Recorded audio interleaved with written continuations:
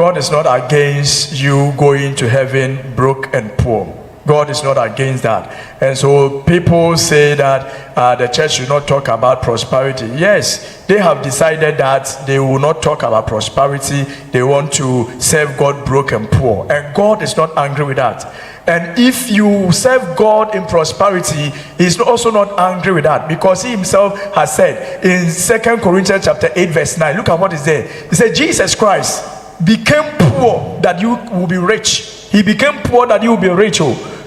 That is what he said in the book of Deuteronomy 8:18. He told us emphatically that he gives us power to make wealth. He gives us power to make wealth. In the book of Genesis chapter 8:22, it talks about the fact that as this earth that he has made remains, as this earth continues, there is a time for seeds, there is a time for harvest. Hallelujah. And so God is expecting harvest. It's expecting you to be fruitful. Have you forgotten in the book of Genesis 1:28? He said, be fruitful, multiply, replenish the earth and subdue it. That was God's instruction for you and I. We are not supposed to be like this.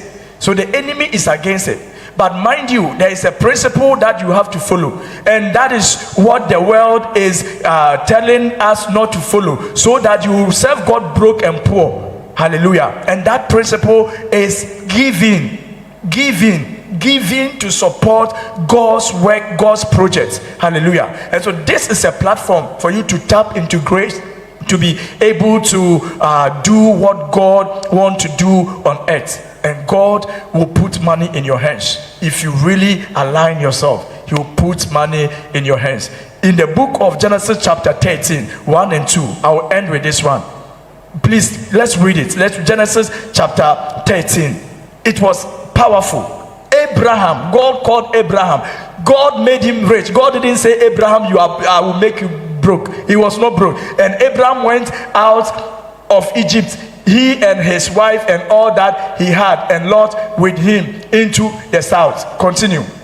And Abraham was very rich in cattle, in silver and in gold. This was God that called Abraham. The man was rich. He was rich.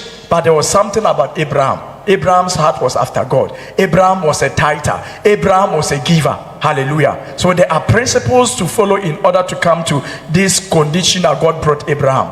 And if you want to be poor, don't worry. God is not angry with that. If you want to be prosperous, he wants you to support his agenda.